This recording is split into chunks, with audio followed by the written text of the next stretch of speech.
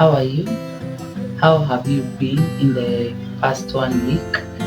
I trust you've been well. I've also been doing fine. Welcome to my channel once again. I am Naomi Nasimir. If you are new here, you have not yet subscribed, kindly do so by pressing the subscribe button below the screen. Also remember to like this video, remember to comment, remember to share with everyone, and by doing that you'll be helping the channel to grow. So karibu sana. Today I want to talk about something that happened in my life about 3 years ago, 3 years ago, and it was not something very pleasant, and I know most ladies, most women, or most parents have gone through this, and the purpose of this video is just to encourage someone, because a person might be going through it, or maybe recently you've gone through it and it is not a pleasant experience. But I want you to know today that God is very, very faithful, and He can heal you no matter how deep the scars go. So today I want to talk about my experience of having a stillbirth.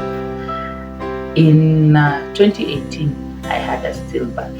So I'll just narrate the story shortly to you of what happened, because the purpose of this is to give you the story and to encourage you, to tell you that there is hope even in the midst of the darkness and the storm. So it was in 2017 I discovered that I was pregnant again with my second baby. By that time I already had my firstborn. In 2015 he was about almost 2 years, about a year and 9 months, and I discovered that I had conceived again. So of course I was overjoyed, I was excited because I was pregnant, and we were so happy because of the pregnancy. And the pregnancy was very smoother than even the first one, because there were no complications, no medications involved apart from the vitamins that you're normally given during pregnancy. So the pregnancy was smooth. It was very smooth. Sikukuwa hata na homa. I was very okay. And then everything went on well.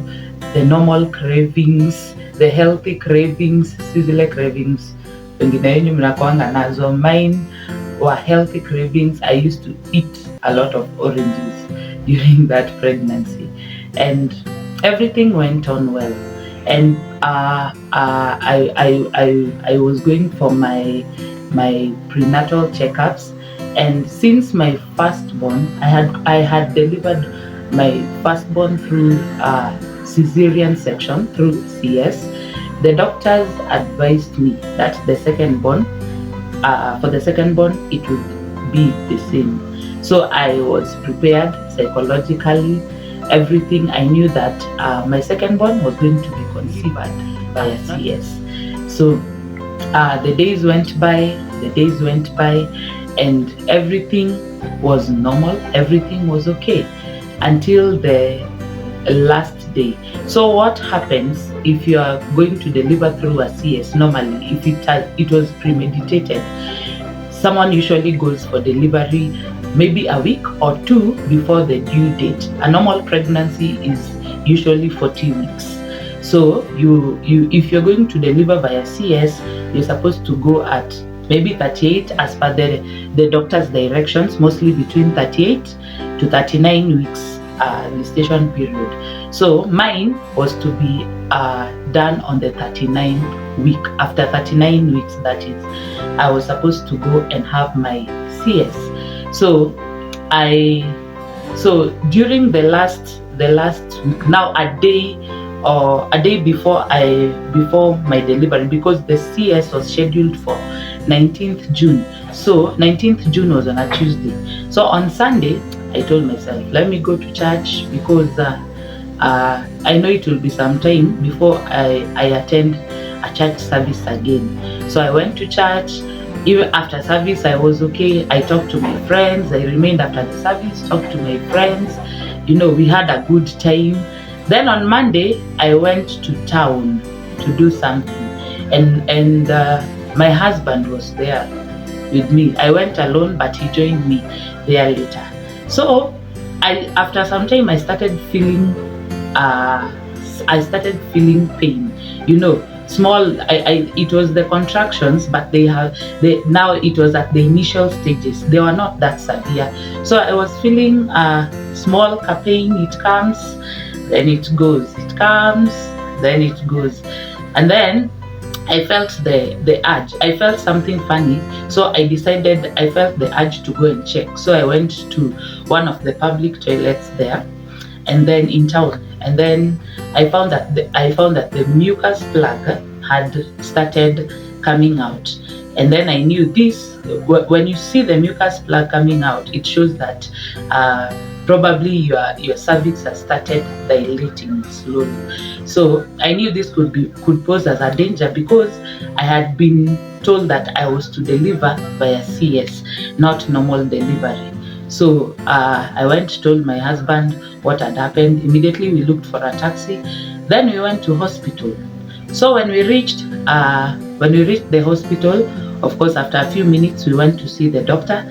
So the doctor asked me a few questions, and usually during the last month of pregnancy, probably the last 3 or 4 weeks, usually most of the time you'll be advised to be going for checkup once every week. So I had gone to the hospital the previous week for my normal checkup. Everything was okay. My pressure was okay. The baby's heartbeat was okay. Everything was normal. The doctor told me everything was normal. She even made a joke. She told me that they could take me to the theater if everything was okay. It was even possible for them to take me to the theater at that time. But now she made a joke that you don't want to give your husband a heart attack. So everything was okay the previous week. So after we went to the hospital, we went to see the doctor. It was the same doctor, the same gyna. So she asked me a few questions, of course. Then usually after that, she'll tell you to lie on a bed. There in her office, there is a bed. So when I went to lie there, she came and started looking for the baby's heartbeat. And she checked, and she was not telling me anything. So she was just asking me, when was the last time you had the baby playing in the womb? When was the last time you had the baby kicking? And I could not gather. I was just wondering, why is she asking me a lot of questions today and she doesn't ask me? Normally she doesn't ask a lot of questions. So she checked, and then I told her previously I had not felt the baby like playing a lot or kicking a lot. Maybe because now the baby had grown too big in the womb. Now the movement was minimal. But I told her every now and then I would feel the baby's weight shifting from one side to another. So she immediately took me for a scan. So I went there. The sonographer came, started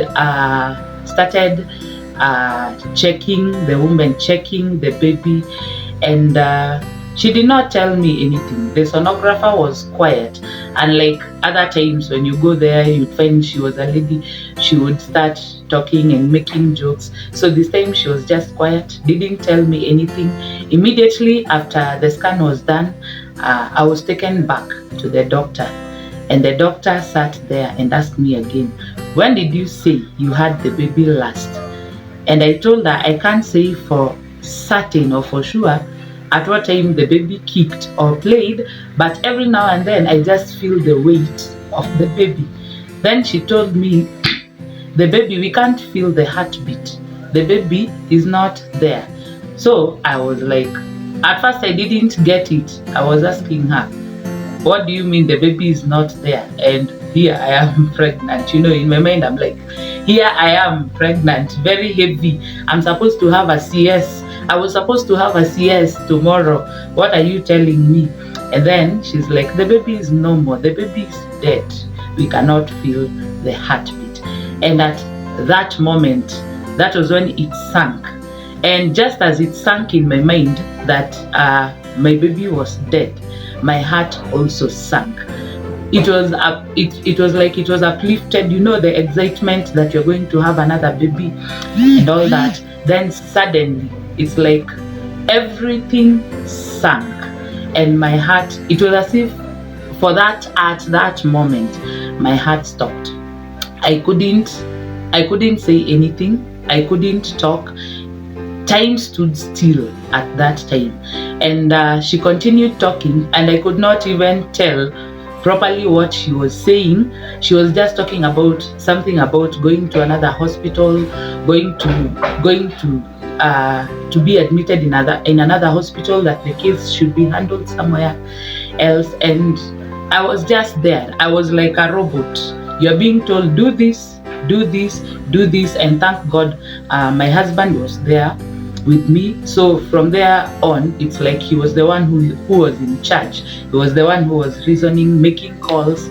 So immediately, to cut the long story of the hospital there, we went to another hospital. We looked for a taxi, went to another hospital. At this time, my husband was calling our pastors, calling our friends, telling them what had happened. So when we reached the other hospital, of course we went, there was a letter from the previous doctor. They asked me whether I knew why I was there. I explained to them what I had been told. They understood. They checked for the heartbeat also. The heartbeat was not there. Scan, nothing. The scan showed that the baby had already passed on. And it was very heartbreaking. Things were just moving. I couldn't understand. I was in another world. I was wondering what could have made the baby to die in the womb, and yet everything was okay. When I went for my checkup the previous week, everything was okay. So I was just there. I was admitted. By this time it was almost night, so I had to be left in the hospital. My husband had to go back home because now we had our son was at home, and he was with the house help. So my husband had to go back to take care of the other one and to make sure things were okay at home. So I was left in the hospital. I was put in a ward. Every now and then the doctors would come to check. And remember, I was supposed to go for a CS. It was not normal delivery. So where I was taken, the theater had been booked for the night.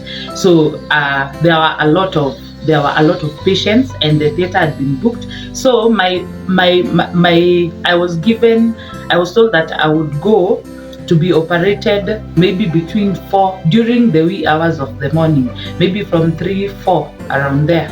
So I was just there with my pregnancy and with my big belly, and I already know that the baby is dead. And it is one of the most terrible feelings you can have, or terrible experiences that you can have, that you are seated there, you are seeing other pregnant women, and they are going to deliver, but you personally, you know that yours, even after you deliver, you will not go home with your baby. It is a very terrible, disheartening feeling. So the doctors, I was there, I was admitted. I was waiting for my turn to go to the theater. And as I was waiting, now remember, the mucus plug had come out. That was the number one reason that had rushed me to hospital. So the contractions were happening. So I was feeling the pain, but now all this time the pain was there. But since I was taken from the previous hospital to the one that I was in now, the pain was there, but it was like it had been numbed by the shock and the shocking news and all that. Now I was not even feeling the physical pain. But now during the night when I was left alone, and the friends who had come to see me and my husband had gone home, so I started feeling the pain again. The contractions were still there. The cervix was still dilating. So I was there. A time reached, the pain was too much. So I could not lie. The doctors were telling me, lie on the bed. Do not move, because when you move, the baby will continue, the baby will continue pushing. And I was narrating to some people, and they were surprised that the baby, you can still deliver normally even when the baby is dead. Yes, you can, because the body, the body it is like the body still knows that there is a baby out there and it is time for the baby to come out. So the body will just continue responding as it should. So I was there. Now the pain had become too much. So I decided to stand. I could not lie. I decided to ignore the doctor's advice. So I stood up. I started rubbing my back because the pain was too much. I started rubbing my back. I started walking because now, yo chungo, I could not sit in one place. So I started moving. The pain became too much intense. So I was telling the doctors I'm feeling a lot of pain. The doctors advised me, go and sit down, sit still until your turn to go to the theater reaches. So a time reached, the pain became too much. I started, you start screaming and making involuntary noises because the pain is too much. So the doctors came to check. They came to check on me. When they checked, they found that I had completely dilated, and the baby was even coming out. The baby was in breech. So what they saw were the legs of the baby coming out. So they told me, the doctor who was there plus the nurses, they were so kind, they were so good. So the doctor told me, now we need you to be strong. We need you to be strong and courageous because now the baby is coming out. So we want you to be strong. We want you to, when you feel the urge to push, we want you to push the baby, because this will save you a lot of pain, even physically, because when you go to the theater, it will take you some time before you conceive again. But if you deliver normally, it will take a shorter time. In case you're willing to conceive again and have another baby, it will take you a shorter time. So they told me, we don't want you to have two scars. We don't want you to have the emotional one, and we don't want you to have the physical one. Now, because God has helped you, those were the words they told me, because God has helped you, and now you can be able to deliver the baby normally. We want you to push. So I gathered my strength and I pushed and I delivered my baby normally. It was normal delivery, vaginal delivery. It was not via CS. And later on, I came to realize that is also a testimony. Although at the moment, I did not think of it. My judgment was clouded. I was still in shock. I was a mixture of reactions. I didn't know whether to celebrate because I had delivered normally, or I didn't know whether to cry. I was a mixture of reactions. All these things are happening in a span of less than 24 hours. So I was just in another world. So I managed to deliver normally. They wrapped up my baby. He was a baby boy. Then they brought the baby to me, and I couldn't hold the baby. It was as if I was numb. Even psychologically, I was numb. I couldn't think properly. So they brought me the baby, and I was like, I don't want to hold the baby.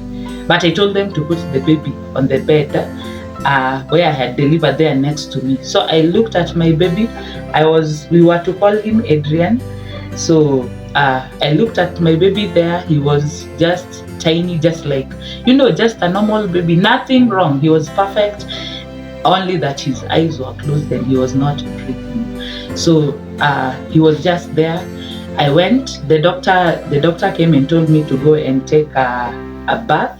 There in the delivery rooms, there is a bathroom just there next. So I went took a bath for a long time, and the doctor did not bother to take, because I thought maybe after they had brought the baby and seen that the baby was dead and had passed on, maybe they would take the baby and go with him, but they left the baby there. So I was taking a bath, looking at my baby, and I couldn't think. I was not thinking anything. I was just staring at him, bathing while staring at him. So I took a bath. After that, I changed, and then I went, and then the doctor asked me, "Is it okay if I take him?" And then I sat there. I thought, I was quiet for about for several minutes, maybe 5 minutes. Then I told the doctor that he could take the baby. So the baby was taken away. I didn't even ask him, "Where are you taking him?" I just let him take the baby, and I don't know even what happened. The management later talked to my husband, but I now I don't know what happened after the baby was taken. So I went. So something funny, something that maybe I think should be looked at. After that, now I have delivered my baby. I have had my baby. It was a stillbirth. My baby has been taken. Now it is time to recover. So guess where you're being taken? You're being taken to a ward where there are moms who have delivered their children.